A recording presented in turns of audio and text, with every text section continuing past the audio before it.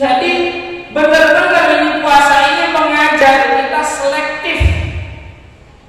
Yang benar-benar bukan milik kita dan bukan hak kita jangan pernah dimasukkan. Karena itu adalah merupakan satu juga termasuk perbuatan yajhal, perbuatan jahil. Ya, jahil, kebodohan gitu. Sudah tahu ibadah sholat itu wajib ditinggal, bodoh itu namanya. Masya Allah. Jemaah yang dirahmati dan dimuliakan oleh Allah. Karena dalam puasa ini jangan sampai kita hanya sekedar makan dan minum saja, tetapi benar-benar memuasakan tadi yang diharapkan oleh kita tadi, ruhnya tadi, seluruh perkara haram ditinggalkan, seluruh barang subhat, barang apa saja yang bukan hak kita jangan sampai berada di tangan kita atau dimakan oleh diri kita. Gitu ya? Halo? Nah, kemudian bagaimana puasanya orang terdahulu? Puasanya orang terdahulu walis-shaimi ayyuqallila minal akli wa la yastakthira minhu dzalik. Bagi orang puasa terdahulu, mereka senantiasa yuqallila, menyedikitkan minal akli, sesuatu yang dimakan, makannya dikurangi sedikit kita makan. Ya, makannya dikurangi sedikit, sedikitnya dikumpulkan dibagikan ke orang lain. Orang lain ya. Punya kurma 2 satuan, begitu. Gitu ya. Jadi puasanya orang terdahulu itu ayyuqallila minal akli, mengurangi sedikit saja dari yang kita makan. Nggak usah banyak-banyak. Kalau 1 piring misalnya jangan banyak-banyak ya, 1 sendok atau 2 sendok dulu. Silahkan buat yang lain. Kalau punya 3 kasih 1 dulu, 2 buat kita, atau punya 2, 1 buat orang lain, 1 buat kita. Begitu. Belajar menyedikitkan perkara yang kita makan. Wala yastakthira minhu, dan tidak memperbanyak. Apa yang dimaksud? Kita jangan sampai memperbanyak tidur di siang hari. Siang hari tidur apa enggak? Sejujurnya kadang-kadang tidur sejujurnya kalau saya.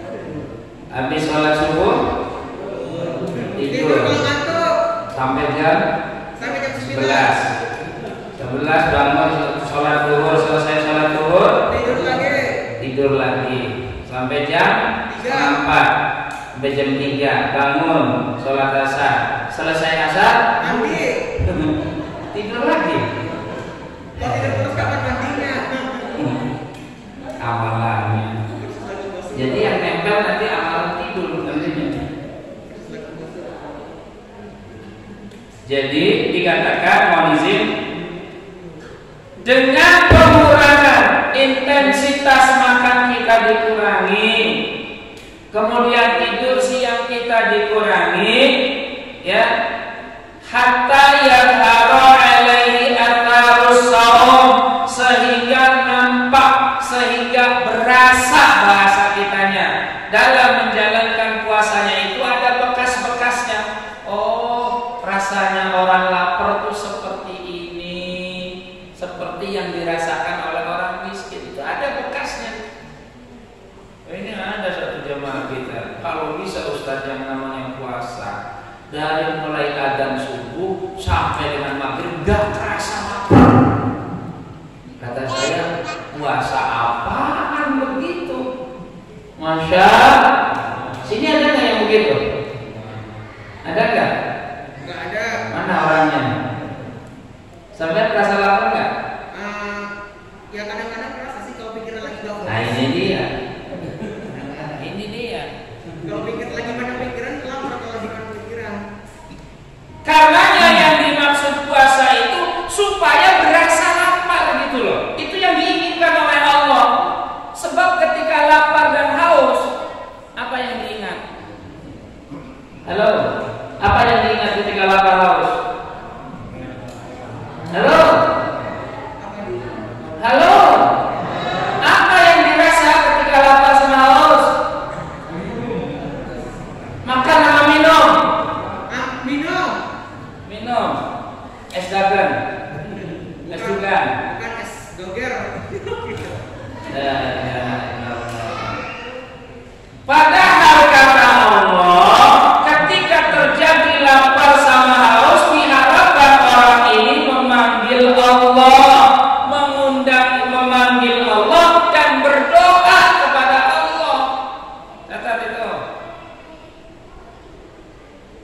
kita ingatnya sama makanan, ingat sama minuman, mungkin sampai nggak lapar haus. Kalau saya udah terasa banget ini. Ya Allah. Jadi ketika kita wal yaktasib fi dzalika hatta yajidal masal ju'i wal atas, ketika terjadi lapar dan haus ketika kita sedang beraktivitas, maka yang diinginkan sesungguhnya di situ letaknya adalah tatahaddabu nafsuhu wa tad'ufu syahwatuhu. Kita sedang ditarbiyah, dididik jiwa kita, dididik nafsu kita, dan untuk direndahkan syahwat kita supaya mudah diatur. Mudah diatur. Nah, puasa di sinilah yang akan melahirkan akhlak. Halo. Puasa inilah yang akan bisa melahirkan akhlak. Kalau puasanya nggak lapar sama sekali, nggak ada rasa lapar, nggak ada rasa haus, tidur aja, ya nggak ada bekas-bekas puasanya. Masya Allah. Coba lagi lapar-laparnya baca Quran, gimana rasanya kira-kira? Kalau yang punya imannya pasti terasa kenyang. Kalau yang nggak punya iman percuma aja. Dari mana kita sadar? Itu lagi lapar-laparnya, apalagi siang hari kita paksa untuk tadarus. Ya Allah, mau pakai speaker nggak pakai speaker tetap jalan, gitu ya.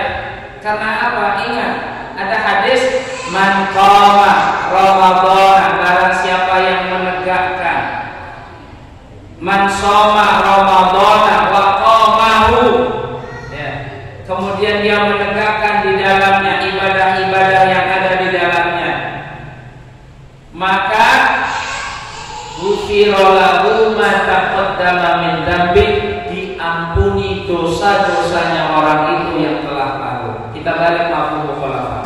Artinya aktivitas ibadah apa saja yang dikerjakan di bulan suci Ramadan, inti permasalahannya untuk menggugurkan dosa-dosa yang telah lalu. Sampai yang duduk di sini, berangkat dari rumah, berada di sini, pulang ke rumah, ini digugurkan dosanya semua. Yang baca Quran digugurkan dosanya, yang ngantuk saja digugurkan dosanya. Ya Allah. Jadi puasa menggugurkan dosa itu apabila kita banyak aktivitas-aktivitas ibadah.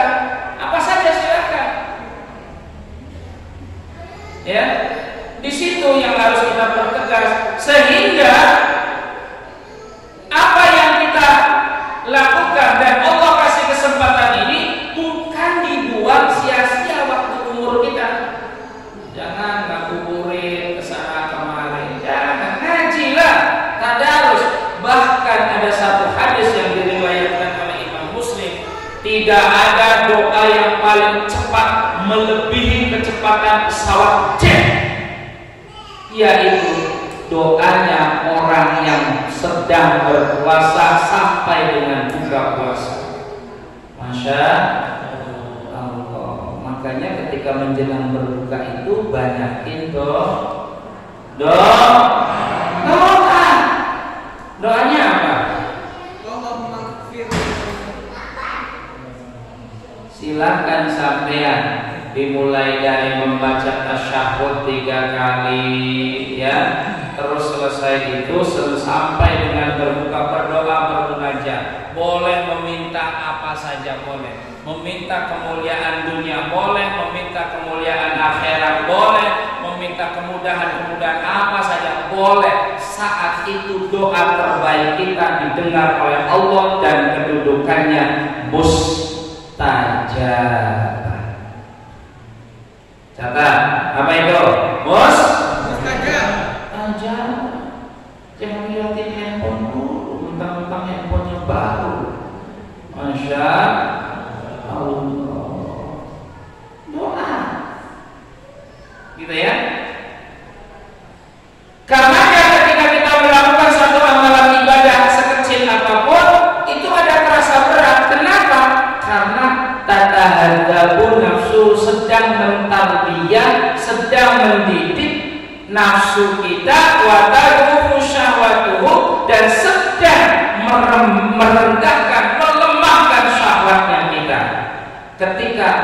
nafsunya ditata, syahwatnya direndahkan, akalnya dinaikkan, imannya dikedepankan, wa yastaniru qalbuhu, maka hatinya dipenuhi dengan cahaya dari Allah Subhanahu wa taala.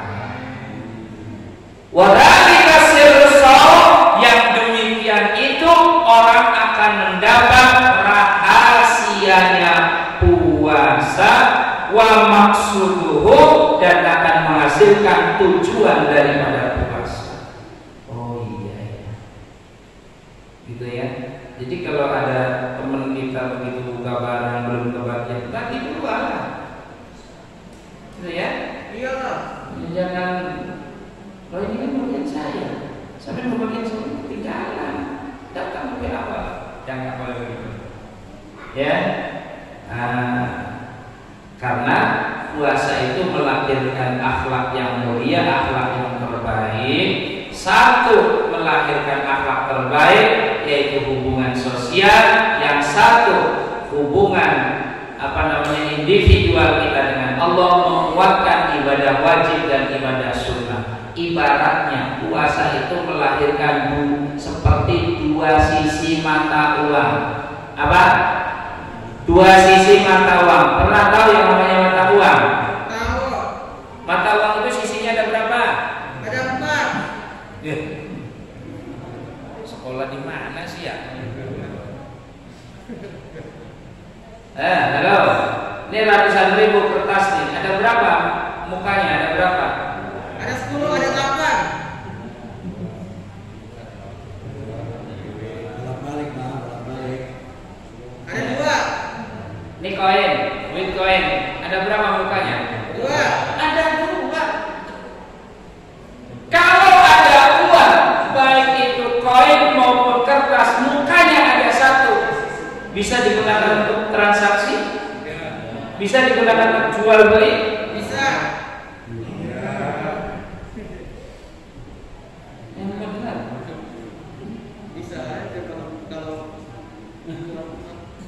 Perhatikan, puasa yang dikerjakan oleh kita jika benar tatarannya itu akan melahirkan dua sisi, ibaratnya hablum minallah wa hablum minan nas, seperti gambarannya dua sisi mata uang koin, gitu ya. Kalau misalnya gambar garudanya ketutup, yang terlihat gambar tulisan uangnya, begitu. Kalau yang misalnya sebelah sininya ada, sebelah sininya pasti ketutup. Begitu dua sisi mata uang. Kalau mata uang memiliki satu sisi saja, maka tidak akan bisa laku. Sama seperti diri kita. Kalau diri kita hanya hablum minallahnya saja yang baik, sementara hubungan dengan manusianya tidak terlahirkan atau tidak melahirkan kebaikan-kebaikan hablum minan nas, maka puasanya kita ini adalah puasa yang tidak menghasilkan kebaikan. Na'udzubillah. Gitu ya. Nah, perhatikan. Kemudian ketika kita sedang melakukan riyadhah, ya riyadhah, mengurangi makan, kemudian dan lain-lain sebagainya, ya.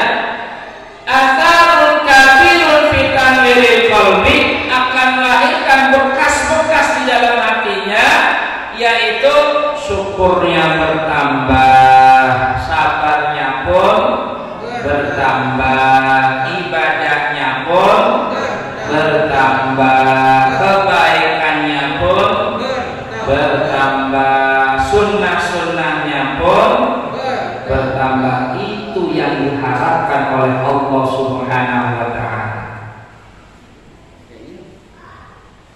Halo? Bisa dipahami? Bisa.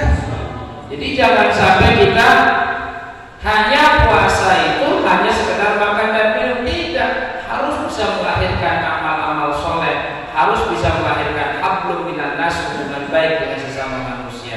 Yang tadinya di Ramadan nggak pernah ngomong kotor, selesai Ramadan jangan pernah keluarkan omongan kotor, keluarkan yang bagus-bagus. Yang tadinya di Ramadan rajin ke masjid, selesai Ramadan rajin ke masjid. Ketika Ramadan rajin puasa, selesai Ramadan puasa boleh. Boleh puasa. Harus rajin puasa.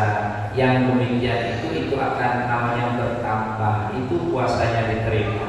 Karenanya yang dimaksud oleh Allah Subhanahu wa taala dalam Al-Qur'an, "May yuti'illaha war rasula fa ulaika ma'al ladzina an'ama Allahu 'alaihim minan nabiyyin was-siddiqin wasyuhada'i was-shalihin wa hasuna ulaika rafiqa.